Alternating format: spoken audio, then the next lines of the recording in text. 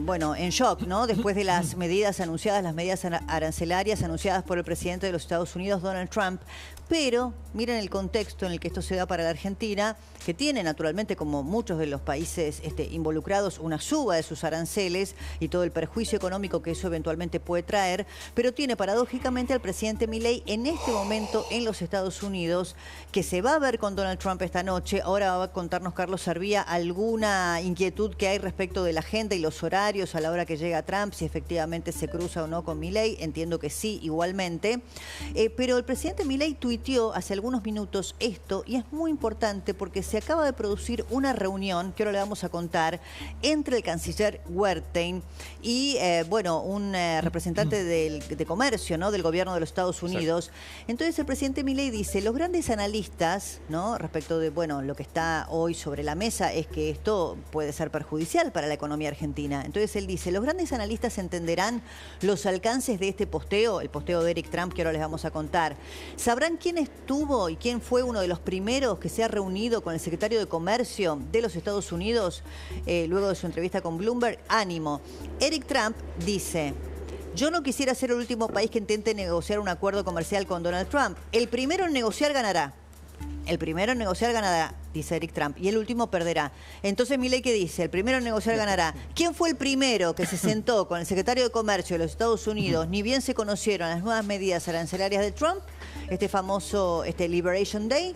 Bueno, fuimos nosotros. Ahora, no sé qué consecuencias tendrá, Carlos, pero efectivamente la reunión se hizo. Sí, hay que decir que hoy duró aproximadamente una hora la reunión del canciller Gerardo Wertheim. Se reunió con el secretario de Comercio de los Estados Unidos, que es Howard Lutnick, y allí de alguna manera se habló lo mismo que se había hablado el martes. ¿Te acordás que se había sentado también con Marco Rubio, el secretario de Estado, también para empezar a hablar del tema arancelario?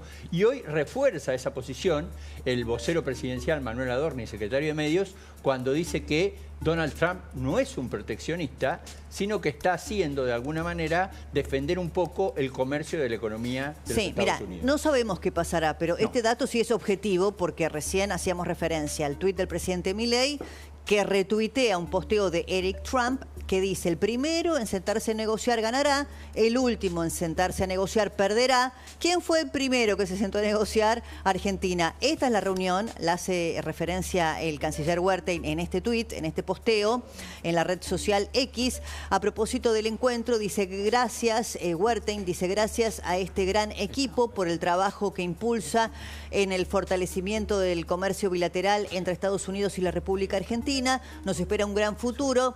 Gracias por el esfuerzo. Y ahí baja la foto en donde se ve efectivamente esta reunión con el secretario de Comercio y con otros miembros, ¿no?, del gabinete. Sí, el que está a la derecha de Gerardo Wertheim es Howard Lutnick, que es el secretario de Comercio de los Estados Unidos. Bueno, ¿qué pasará? No lo sabemos. Hay como un clima, un tanto triunfalista, ¿no?, del gobierno en un contexto complicado. De hecho, las bolsas hoy se desplomaron. Sí, dame ese dato, Carlos, antes de abrir la mesa. Sí, digamos que las bolsas, todas las bolsas, en realidad el mercado de Estados Unidos, el índice NASDAQ perdió casi el 5%, las bolsas asiáticas en promedio un 4%, a esto que el mundo llama la guerra de aranceles de Donald Trump, y donde de alguna manera vos decías, el primero que lo dijo fue Milei, y el primero que probablemente va a ver al presidente de los Estados Unidos después de todo esto, el primer presidente del mundo, va a ser también el presidente de la Nación, Javier Milei, si llegan con los horarios, porque se retrasó la agenda de Donald Trump. Eso es lo que está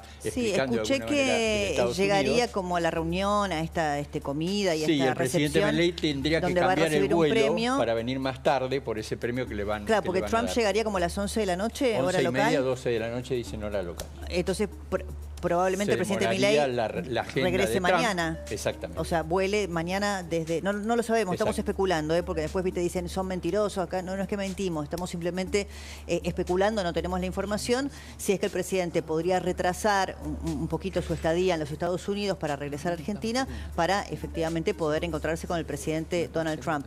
Bueno, esto, a ver, hay un dato objetivo, una realidad, que es que efectivamente el presidente argentino está en los Estados Unidos, el canciller Gerardo Wertheim también, está el ministro de Economía, Luis Caputo, Está Luis Caputo también, al mismo tiempo.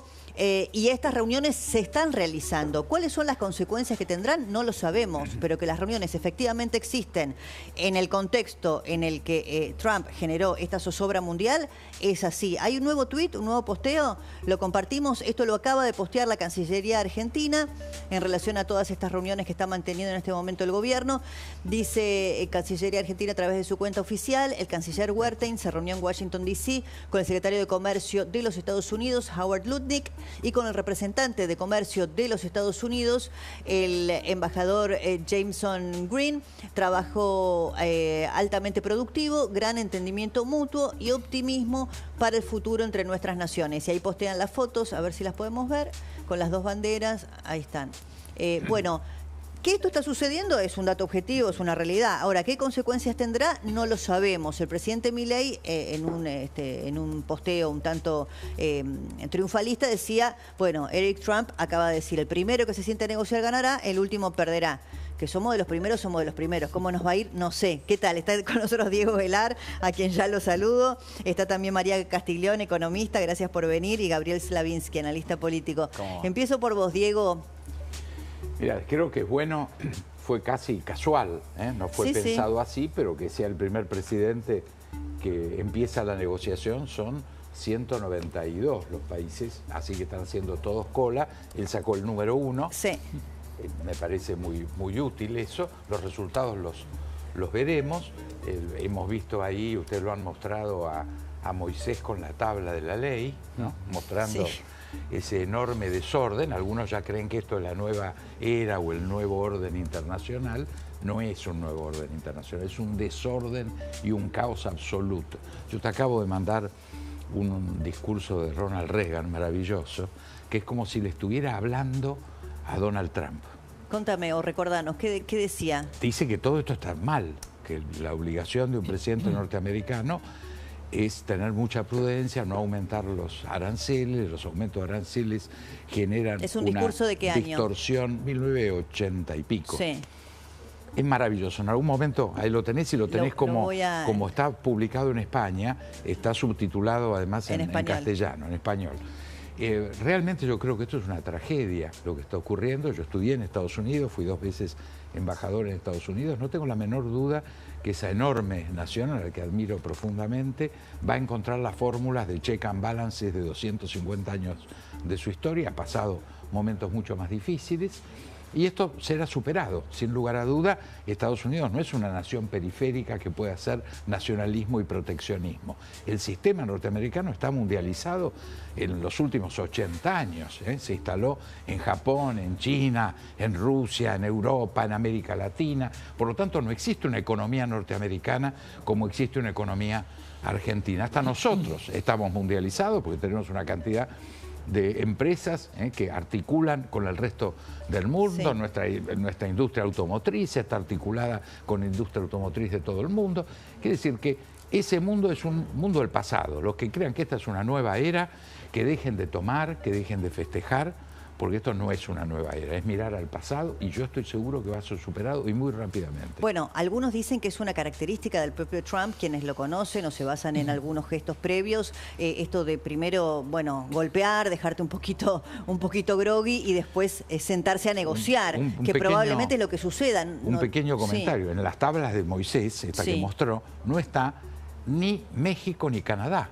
Claro. ¿Por qué? Porque inició golpeándolos a ellos, y ellos están ya en el proceso. No es el primero nuestro presidente, fueron México y Canadá que se sentaron a negociar. Es el primero de la nueva lista. De la nueva lista. De la nueva lista. Fantástico, porque es cierto, y coincido con esa evaluación, que el que primero, yo me acuerdo... Eric Trump lo dijo, el que primero se siente a negociar ganará, el último perderá. Pobre el que sacó el número, no sé. Cuando llegué a China como embajador, y tuve un primer problema, porque a los 2 días de llegar, ustedes lo recordarán, que hubo un famoso hundimiento de un pesquero chino. Lo hizo Patricia como ministra de Seguridad. Se metieron, se colaron, se les ordenó parar, no pararon y lo hundimos. Tuve un lío fantástico y quedé muy amigo del ministro de Agricultura y Ganadería. Y él reconoció que esa intervención, que tuve muy activa, lo hago cortito, permitió que se resolviera finalmente el tema. Y me dijo, mire, usted mantenga esa actitud, porque los embajadores que no se ocupan de estar a la cabeza de los problemas no le damos ni 5 de bola. Usted mantenga la protesta y la verdad sacamos todo lo que necesitábamos sacar de China, lo pudimos hacer. Pero es cierto este principio. El primero de la fila tiene mucha chance, y el último ninguna. Estamos al primero de la fila. Quiero compartir estas placas, ahora te doy, Gaby, la palabra. Las placas respecto de los aranceles, Carlos, para también mostrárselas a María, y me gustaría también saber su punto de vista. Ahí fíjate que los aranceles que pone es prácticamente China 34%, Unión Europea 20%, Vietnam 46%, Japón 24%, Reino Unido 10%, India 26%, que son los más fuertes, pero China tenés que sumarle a los 20% que tenía ese 34%, por lo tanto estaría en 54%, después lo vamos a hablar. Pero, ¿qué significa esto? Bueno, de alguna manera lo que dicen los Estados Unidos, nosotros les vamos a aplicar el arancel necesario para que en realidad lo que quiere Trump, que es muy difícil, lo dijo Diego también, es que muchas inversiones que se hicieron fuera de los Estados Unidos vuelvan y produzcan en los Estados Unidos, por ese famoso mundo globalizado. Pero va a ser bastante difícil lograr esto. Gabriel, ¿querías decir algo antes de que María nos dé su perspectiva económica? Interpretar el tuit, porque viste que abajo de los tuits dice traducir muchas veces. Yo creo que la traducción del tuit que está citando Milei es decir, no se preocupen, seguimos con los privilegios, con mi amigo Donald que me recibe primero y le vamos a encontrar la vuelta, le vamos a encontrar la salida. Porque uno podría interpretar que toda la región tuvo el mismo porcentaje, igual que la Argentina. Entonces ahí no es que tuvimos un beneficio por la cercanía personal que aducen Milei y con Trump. Entonces me da la sensación de que ese tuit va en una línea de dar un mensaje como de una tranquilidad de los privilegios siguen, quédense tranquilos, que sigo siendo amigo, sigo teniendo la relación directa. Pero hay un dato objetivo también. Hoy el riesgo país subió, la Argentina necesita volver a acceder al mercado de capitales. María, ¿vos cómo lo ves todo esto? ¿Cómo estás, Débora? ¿Cómo te va? Bueno, todo esto, obviamente, la noticia cuando se genera, lo primero que reacciona son las variables financieras que se anticipan. Y ya venían mostrando mucha volatilidad, o sea que los problemas que está teniendo Argentina respecto a la discusión con el Fondo Monetario o el esquema cambiario están en este marco de volatilidad que hay ya hace tiempo y que ahora se profundizó. Y obviamente, como bien decías, no se sabe cómo va a terminar esta película, pero en el corto plazo genera obviamente mucho movimiento. Las empresas que más sufrieron y los bonos tienen que ver con compañías que se abastecen en esos países que tienen sus fábricas, digamos, en estos países que están sufriendo la mayor suba de aranceles. Todo esto que puede anticipar cuando uno imagina la película. Aumento de costos, baja el nivel de actividad en general en el mundo, un crecimiento más bajo, por lo tanto menor demanda de alimentos y de petróleo. Por eso bajó el precio del petróleo, bajaron algo de los commodities. Y muchas veces se busca, cuando hay crisis, refugio en algunos lugares seguros. En ese caso, los países emergentes tienden a tener en general una caída en los precios de sus bonos, o sea, aumenta el costo de financiamiento. Entonces, en ese contexto, es un problema para la Argentina. Claro, en la primera reacción sí, después veremos, porque obviamente lo que le pasa a Argentina está potenciado por toda esta situación que lleva mucho tiempo. Ahora, ¿no? Cuando vos recién decías aumento de los costos, ¿esto puede tener alguna implicancia inflacionaria? Yo te diría que más que inflación es un tema de nivel de precios, puede tener un periodo al principio, pero también se compensa con un menor crecimiento global. Entonces, en los países que ya tienen, digamos, ordenada la inflación, donde la suba de la inflación es muy acotada, que no es el caso de Argentina, pero sí del grueso del globo, es muy marginal y a veces, como te decía, tiene que ver, se compensa el hecho de que haya menor actividad económica. Entonces, lo que hay es lo que se llama cambio de precios relativos. Se encarecen algunas cosas, por ejemplo, los bienes, que era algo que relativamente en Argentina era más caro, pero por ahí en Estados Unidos o en otros era más barato, pero otras cosas pueden abaratarse relativamente por un tema de actividad económica o de oferta y demanda. Entonces, es un cambio que en realidad tampoco sabemos si esta es la película definitiva, como bien decías, claro, porque Diego el recién. presidente Trump probablemente lo usa como arma ya lo usó en realidad con México y Canadá y generó decisiones fuertes de Canadá y de México para evitar tener este aumento de aranceles. Por lo tanto, la primera reacción es en lo financiero. Entonces, es la incertidumbre, es la volatilidad, y en ese contexto, obviamente, Argentina lo sufre. Hoy no sufrió tanto el tipo de cambio, sufrieron más los bonos y las acciones, como pasó en el grueso del mundo, digamos. Y respecto a lo de Argentina, vamos a estar, te diría, esperando hasta que probablemente cerca del 20 del mes, puede ser antes de la reunión de primavera del Fondo Monetario o durante, se termine de confirmar cómo es el acuerdo y los detalles que tanto se ha, digamos, querido anticipar y no, obviamente no vamos a saber hasta que no se firme. Sí, ¿no? Esto que estás diciendo vos es fundamental, ¿no? Me parece que el foco, por lo menos, del viaje o la intención primaria del viaje del presidente Milei, el ministro Caputo y previamente el canciller Wertheim, tienen que ver fundamentalmente con el tema del fondo. Lo que pasa es que se ha metido este tema en el medio y por eso hoy se han producido reuniones también muy importantes. Esto decía al respecto el portavoz, el vocero Adorni. Nosotros, en vistas de la excelente relación que tenemos con los Estados Unidos, incluso previo a que el presidente Trump asuma la presidencia, nuestro alineamiento y nuestra relación era excelentísima y lo sigue siendo. Por lo tanto, por supuesto que bueno, esto es una novedad que marca simplemente que lo que uno puede entender es que efectivamente esta medida confirma que Trump precisamente no es proteccionista, sino que utiliza hace geopolítica, digamos, con los aranceles. Al revés, creemos que su criterio es pro comercio. Bueno, no sé si coinciden ustedes con esto que dice Adorni, ¿no? Que es pro comercio lo que ha hecho el... No, esto demuestra que Adorni va a ser un gran concejal, no tengo la menor Porque es candidato duda. A legislador, qué malo que sos. Es candidato a legislador. Ahora se llaman legisladores porteños. Legisladores porteños se llaman ahora, sí, ahora, lo que nosotros no podemos ignorar es que en nuestro caso hubo un aumento de 7 veces el nivel de aranceles que teníamos. Estábamos en 1.2 y ahora estamos en 10, ni hablar para acero y aluminio, que son, yo diría, la punta de lanza de las exportaciones más sofisticadas que tenemos con Estados Unidos. Ahí nos aplicaron el 25.